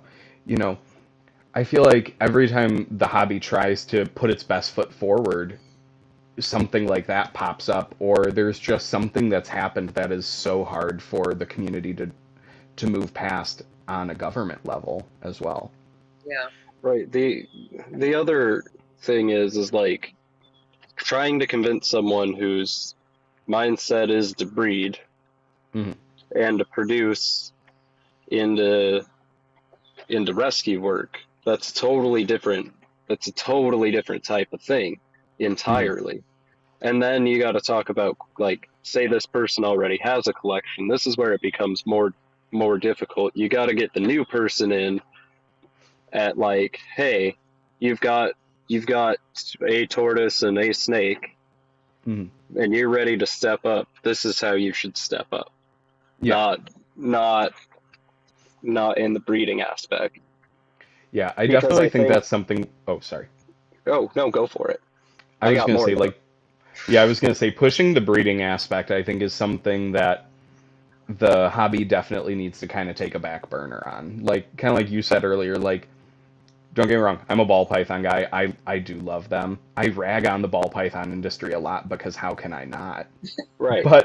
But like, I mean, it is at the end of the day, it's a pyramid scheme, and Well, how it is pitched is a pyramid is a scheme. pyramid scheme. But Yep. what it actually is isn't. I mean, there Mhm. is going to be one guy at the top, and he's going to have the first of this morph, and he's going to own the market on it. But that's the way. I mean, it would be like a very quick developing business, like tech or something. Like Yeah. new technology's coming out, but it's a new morph is coming out, and each little person wants their own little piece of it, and Mhm. it's just not. That's not going to happen. No, and sorry, I had to. There was a very suspicious noise I wanted to I, see. No, I, I Um, you're too. One moment. but but no, I think there's. I had somewhere I was going with that when I brought it up. Um, oh God, I forgot where I had somewhere I wanted to go with the ball um, python thing and tying it back. Oh, that was it. But like something I've seen increasingly more is this push in the reptile community that maybe you don't need to have 20 ball pythons in a rack. Maybe you get a pair of Barons racers, or you find something that isn't being overproduced that is something you're really passionate about. Like me with my Slowinski rat snakes. They're basically a brown corn snake found in one forest on the fringe of Texas, Arkansas, and Louisiana. They are nothing to write home about. I think they're cool. They have a nifty little backstory, and I have 4 of them, and I'm working on making a small army and putting a new bloodline out there because they're so inbred. But it can be hard to sell that to people though, that Right, because because when you're breeding a species you love, but it's not the in species, you're gonna struggle to move it right, at well, times. because most of all the sales at a reptile expo are going to be, I mean, the majority I would say are like first time snake owners, or this is my second snake. I'm just coming to get it, and I own two pets. And these are pet Mm-hmm. people you're talking about, not breeders. And if the breeders are trading with each other and buying stuff off each other too, but the Mm-hmm. majority of the transactions are going to be these pet people. And we don't discuss pet people Mm-mm. on podcasts really. And I try to be inclusive in that and remember that because That- that's what everybody is, yeah. right? Yeah. At the end of the day, they're your pets, whether you have 200 or you have two. Mm-hmm. And I am glad that we're starting to see a switch of the people who do have 200 accepting the people who have two, who care about them and respect them and, like, you know what I mean, want to move Mm-hmm. forward and be a part of the reptile community because they are. And it used to not be that way. And that was the whole ball python pyramid scheme. I can't Oh tell you yeah. what I've got, but I've got something brewing, you know. Okay. I was gonna say being all mysterious about that. No, yeah, the comment threw me off, but Oh, Yeah. sorry. yeah, no, you're good. Um, yeah, that's all I've got. They can't. Nah, I don't know. Get Yeah, lost. yeah. It was Charles um, Right, Charles. Charles said a great thing about breeding niche species is that they may not sell for 10 grand, but you can probably sell them for the same amount consistently, unlike morphs, which lose their value because the top guy's making them and pushing them out. Oh Exactly. yeah. yeah. Yep. And I mean, I'm a huge proponent of, you know, also with that, like finding that niche species, finding that niche project so that it's not overproduced, because that's something I, this was kind of something I had in mind as well, is just the overproduction we're seeing in a lot of species. Because, like I said, I do see the rescue side of things, which I feel like a lot of people in our community, they might take in like the odd, like me, the odd bearded dragon found in a dumpster that someone was like, I don't know, I don't want it to get thrown out, but I don't know where it goes. And I'm like, okay, I'll take it. But there's just so much overpopulation of so many species, and it's really starting to become a massive problem with, you know, ball pythons, bearded dragons. Sulcatas are huge in my area. Like, you go on Craigslist and probably within 10, 20 ads, you're going to see at least one or two sulcatas on there. Well, Yeah. that's because you can go to Taylor and buy them for 25 bucks, or at least you could 10 years ago. I forget you're from around, you've I'm been in not, this I've area. been up there. I'm not from there, I was but going to yeah. I heard you talking about the Kalamazoo Expo on one of the older episodes a while Yeah. back, and I was like, been to that expo, it wasn't great. No, Taylor's a little better. But it's Taylor's tight. It's Taylor's so gnarly. tight and packed and uh And the importer tables where it's sulcatas for $40 each yeah, and people buy them. Yep. right. That's where this issue is coming from because there's a big table full of them at a reptile expo right down the street, and they shouldn't be on the table at a reptile expo. I think if you're going to Nope. get a sulcata, you should be contacting the breeder and either meeting them or having it shipped, like, or Mm-hmm. meeting them at a reptile expo, not just picking it up off the table at a reptile expo because it's $40 and Yeah. this big, you know? I was going to say, or any rescue. I mean, the one I work with, I think they've had at least 5 or 6 of them in the last couple months, and my Holy sulcata cow. is from there. And she's she's very stunted. She's only about a pound at 5 years old, which is Oh, about a 20th of the size she should be. So, like, I have the world's tiniest sulcata. Like, something is very wrong with her. She's quadrupled in size since I got her, and now she's a pound. She was less than half a pound at 5 years Holy old. was cow. shell And the owner took perfect care of her. and, She's in perfect health, and so the shell just looks tiny. Oh, Shell is totally normal, eats everything you put in front of her, she just never grew. Yeah, and I can't figure that out about, like I said, it's, I think some of them are really, really helped out of the egg that normally would not have hatched properly. Hmm. And like you said, they may not be showing color differentiations, but maybe they have a gene that's shut off that, that just is a growth hormone gene or something like that. Hmm. So, are we going to see your cicada? Are you taking us to her? Oh, I mean, I can get her. Sorry, my dog is very adamant he goes outside again. But I mean, yeah, I can show you the tiny sulcata. She's just right over here. But if you hear birds, I apologize. Oh, that's Heck yeah. my dogs are now facing and thunder's happening, and they're by my feet and demanding attention. I mean, like, this is the world's tiniest 5-year-old sulcata. Oh my! Wow. Wow, are you Oh, sure? See, I sorry. can keep a sulcata, Peggy. No, I mean, If it she stays eats that like a big. rhino. yeah. I can't afford to feed it, but I would end up with a 4-footer that wants to dig up the barn. Yeah. Yeah, they're one of my favorites. I mean, I grew up with them a lot around this area. You know, a lot of the shops around here that were reptile places. Coming in? Sorry. Have them just kind of like free roaming or like store pets, but they still sell them to people, and I refused to buy one. But when the rescue told me, hey, remember you said you like sulcatas, but you don't want 200 pounds? Well, this one's a little messed up, and we don't know what's wrong. The vet says it's fine, but look at her. Yeah. Yeah. And so I wonder if that's she's the story of Darwin. Yeah, I've seen someone crossbreed sulcatas with leopards, and She's not one of those. okay, But I had this whole because she's a very dark chocolate brown color. I actually, I think it was Anthony Pierleone.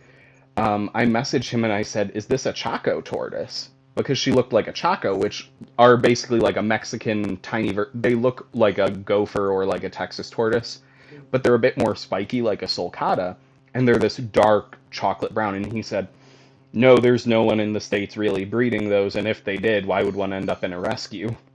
yeah, And I was like, I get it. This rescue has also had a Brazilian short-tail boa show up, which are about a $1,500 boa. So, I'm like, weirder things have happened, but at the same time, I get it, yeah. But she's what she is. Well, I don't know, like I watched the pond professor, Ed the pond professor, and Grade Wicksock, the pond guy, and they show these 3-foot monster or into 4-foot monster koi or whatever. And so here Joel and I are photographing bird life at Stockade Lake in Custer State Park, and what do we see in Stockade Lake in one of their bays? A 3.5 slider? No, a 3.5 foot orange koi. Jeez. It's like, I think we got to report this. And it's like that's a koi worth quite a bit of money. Oh yeah. And so it's so and then I've seen so many red ear sliders and yellow belly slider, and and I'm trying to think what else. But I went back there. I surveyed the ponds and lakes with binoculars, and I didn't see, where I was seeing a lot of the red ear sliders being let loose in Canyon Lake right in Rapid City. I didn't see them for the last 3 times I've been there. They must not have survived the winter, or maybe someone else trapped them out of there. I don't know, but I have not seen any this year. So yeah, I was going to say a lot of. Yeah, I put it out there. If you let loose your red ear slider at any of our local lakes or ponds, it will be caught. It may not survive the winter, or it will be caught and probably turned into food or something. They will euthanize it. So I mean, you're not doing your turtle a favor, by letting it loose. I was actually just talking to someone before I hopped on here about that same exact thing. We were talking about the overpopulation issue across multiple species in the hobby, and how in his area there's a massive feral red-eared slider population, and basically if they can't immediately find someone to take one when it comes in, it has to be euthanized because they can't house them all, nor can they find places to take all of them. Yeah. And I think that's going to be something we're going to see across a lot of species probably in the next 5 to 10 years, unfortunately, with the way we're producing. Yeah. Because everyone has to be a breeder. Everyone Mhm. has to produce, and that's the issue. Well, Yep. and I know there's amongst our Lakota population here, they were using some native species for their ceremonial rattles, Mhm. and someone within their community had convinced their fellow tribal members to use the the discarded red ear sliders for their ceremonial rattles, and they eat the flesh, and then they clean out. I don't know how they clean out the shell and preserve the beautiful scutes at the same time, and then sew and wrap them, with leathers, and so they keep the shell intact, and then they have stones or seeds inside, and then they Mhm. dress them up. They're quite an elaborate ceremonial dance rattle.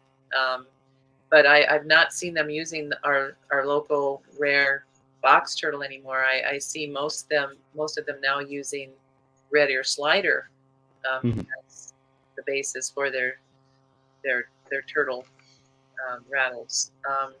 And these are for their earth ceremonies, because the Mhm. turtle is sacred in its 13 scoots, the 13 moons, that sort of thing. Mhm. Not counting the marginals. So, amongst our native population, they're doing their part in helping keep the invasives in control while Mhm. helping the native species. From what I've seen, out there so far, and and like I said, they might have a permit. I'd like to meet them because they Mhm. might have a permit that they're using turtle traps to remove them from the waterways that I've seen them, and then I've seen the invasives disappear. So, Mhm. yeah. So I mean, there's all kinds of ways that we can, help out and regain um, a better image of the reptile keepers and Mhm. hobbyists. Um, I just, it's going to take work on both sides, because like you said, there are prejudices against game and fish because of how bad, the mistakes that game and fish have done, like in that Florida case. And, Mhm. you know, and, As a retic owner, that entire situation had me all fired up. But Yep. I couldn't watch it. I'm I, oh, sorry. there. Oh, there's a reason we haven't covered anything else going on, because I'm good on covering it. There's enough people going off Yep. about everything, and I'm good. We can talk about like the gray area.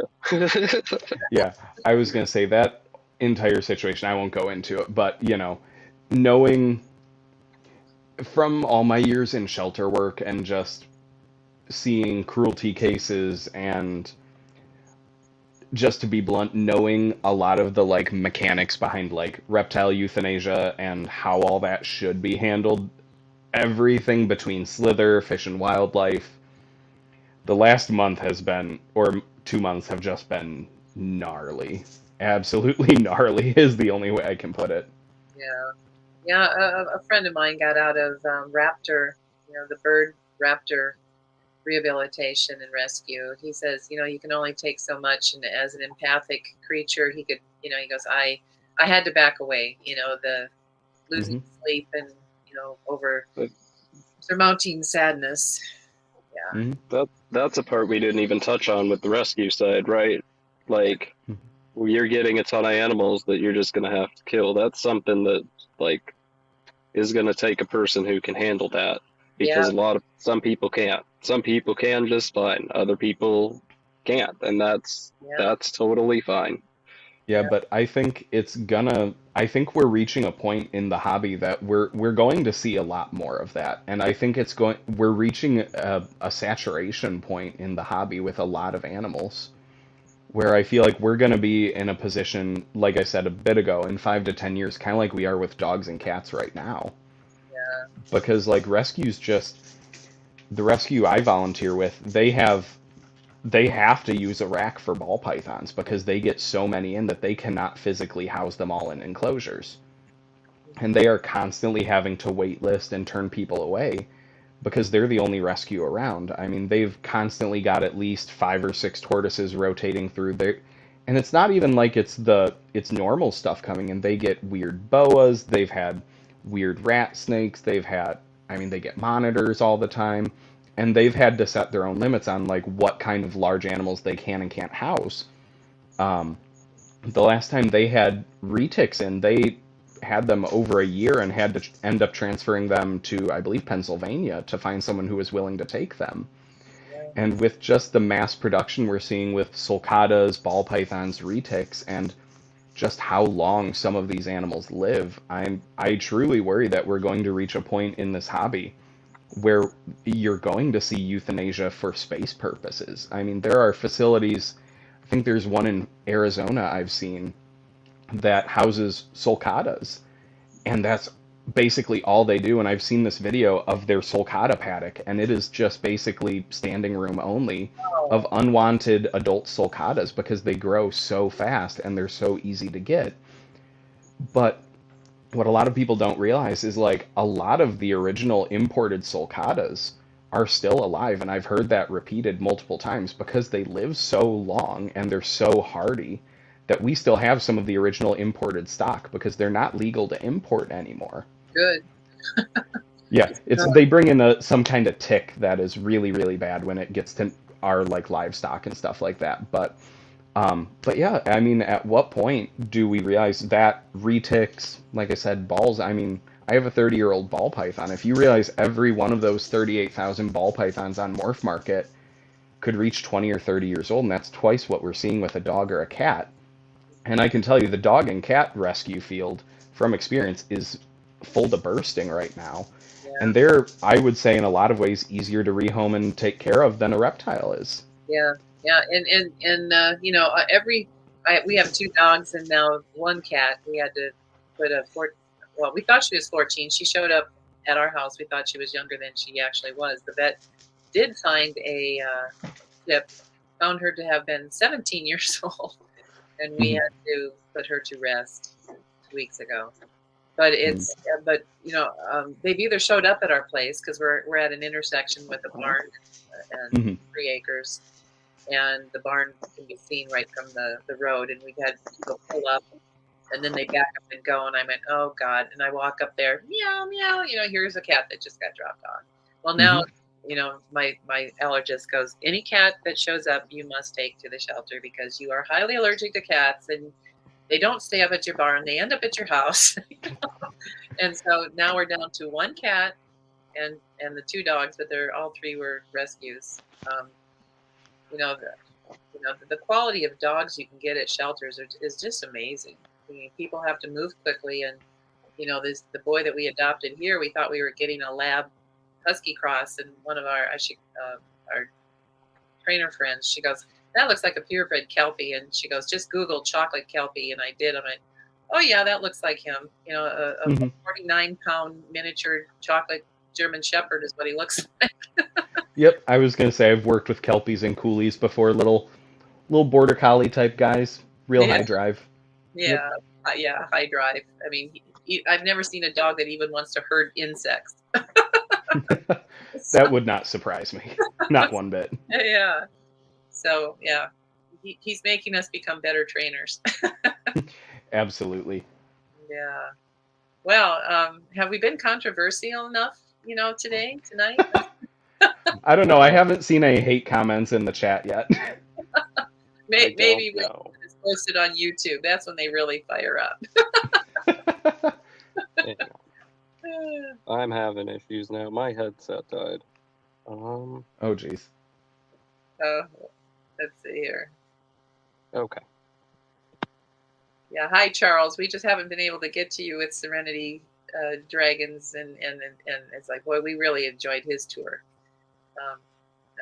Yeah, he really has He's telling me how to use screws that fit with washers to anchor 1/2 inch hardware cloth to the chicken coops. Raccoons are basically mini bears with thumbs. Place the screws no more than a hand width apart. And I go, I'm going to do that. So far, I have not had. We've made some pretty hefty lids for our tubs, and so far we have not had the raccoons figured out. So, but I'm going to add that extra oomph just to make sure for the ones I dare leave out at night as they're acclimating to outside before we turn them loose into the wild, the rescue ones. So, yeah. So, is there anything you got? Any other questions you have for Chris Pegs? No, I mean, I could talk with Chris all day long. And, whenever I meet people that don't have a degree in our related reptilian world, it's like, I tell them, yeah, but you probably have more experience with reptiles than those of us with degrees because we're made to understand habitat management and people management. Maybe when our papers, we're made to study one species and write a paper of that species. Do we get to know an individual species, for that 2 months it takes us to write that paper? We still don't get into the real nitty gritty of that one particular species because we simply don't have time. And so hobbyists, tend to know a given species far more than those of us with degrees, simply because of, you would call, home and field experience. So, Yep. So don't ever berate yourself that you don't have a degree in that, because you probably, know more about a given species than some zookeepers do that just got their degree, who may have not been a reptile keeper like you. So there are people. The good scientists are the ones who feel no kibosh about asking questions that they don't know of. And I'm one of those scientists who say I'm very easy to say I don't know. I will ask people who might know a lot more than I do, and that's how we learn. Yep. So yeah. Real quick, can I answer the question that just popped up? Absolutely, please. Oh, hang God. on. The question is, Chris, do you keep copperheads or do you just like the name? And it's from God. Serenity Dragons on Instagram, or Charles. All right, so this is to anyone I know who listens into this. I'm sorry you're finding out this way. I'm a venomous keeper. I have one venomous. I have a single venomous. Okay. I have a captive bred northern copperhead. So the name is two-part. It's a joke because I'm actually a ginger. You can't see it under here. And that's how people have described me to people, is you look for the scruffy ginger that won't shut up about snakes. But so when I worked at an animal shelter multiple times, I did assist with masagas and relocating them. I have worked extensively with rear-fanged. I keep plenty of rear-fanged. I keep Barons racers, false water cobra, things like that. And I have a massive, massive love for copperheads. They are the only venomous I would ever keep. I was lucky enough, someone I knew locally, it is legal in my area. So prefacing, look into your laws. It is legal in my city, my county, and my state. I have a single northern copperhead male. He's only about 1 foot long. I do not touch him. He is strictly a looking only type snake. I use a 3-foot hook when I move him. I have padlocks and warning signs all over him. He is only handled by me, and only when I have to do enclosure maintenance. So I can count on 2 hands the amount of times, because I have him in a full North American isopod dirt bioactive setup that basically self-maintains. Oh, that's super cool. Yeah, so he has been, he's an animal that I have found extremely fascinating to just sit there and watch, because the way he acts is very different from my other animals. I do not post him on social media at all. I do not post him.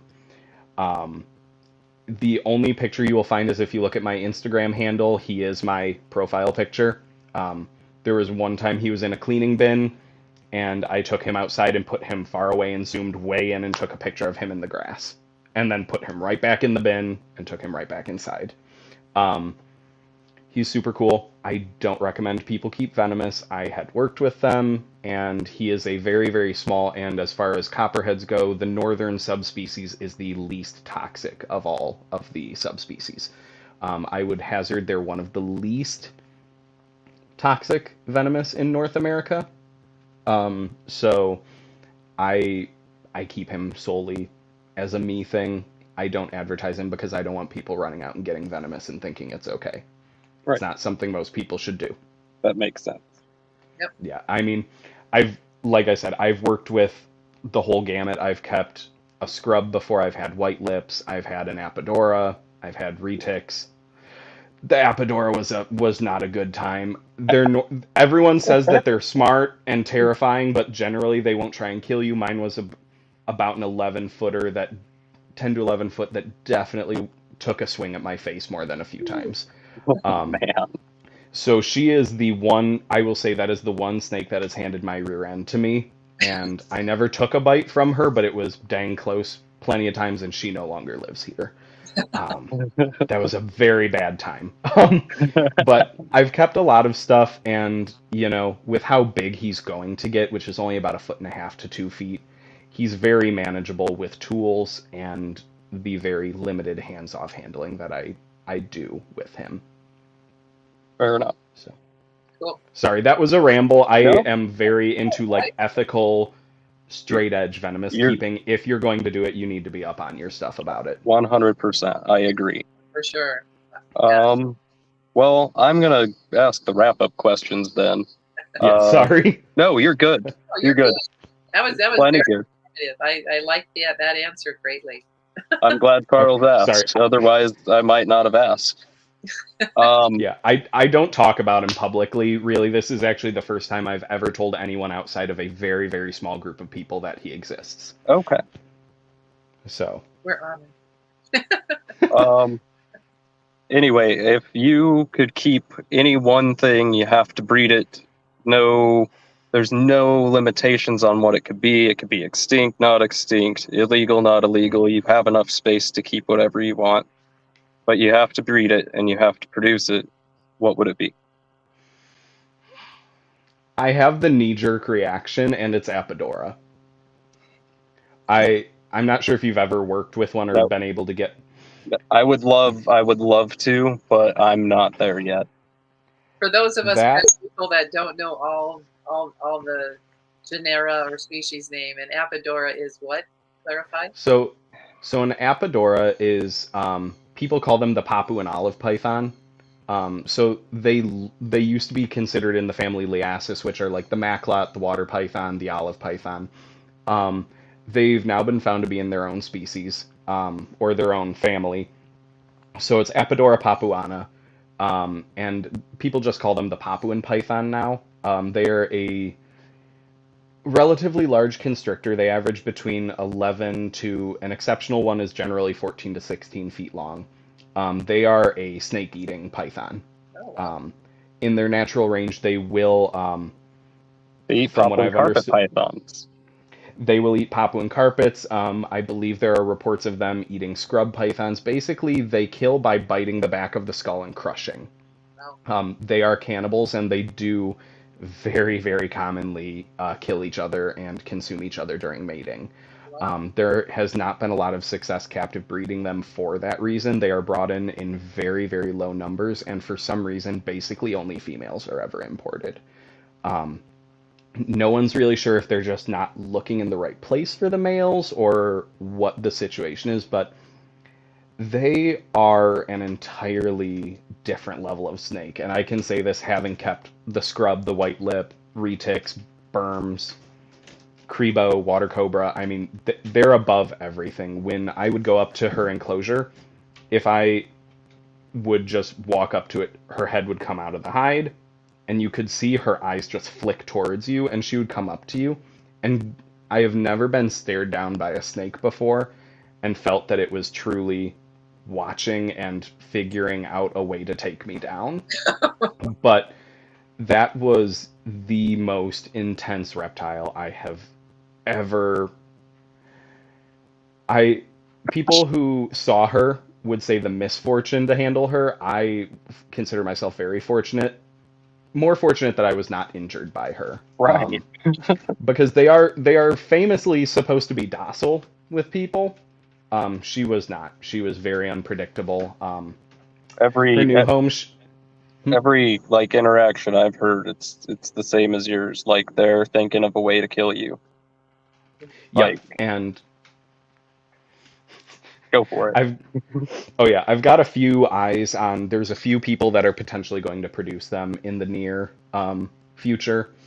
For anyone who's a Game of Thrones fan, my girl was named Vhagar after the dragon that killed other dragons in Game of Thrones. Um, Spoiler alert. Sorry, probably shouldn't have said that. Um, but she was the most incredible reptile I have ever had, and I miss her dearly.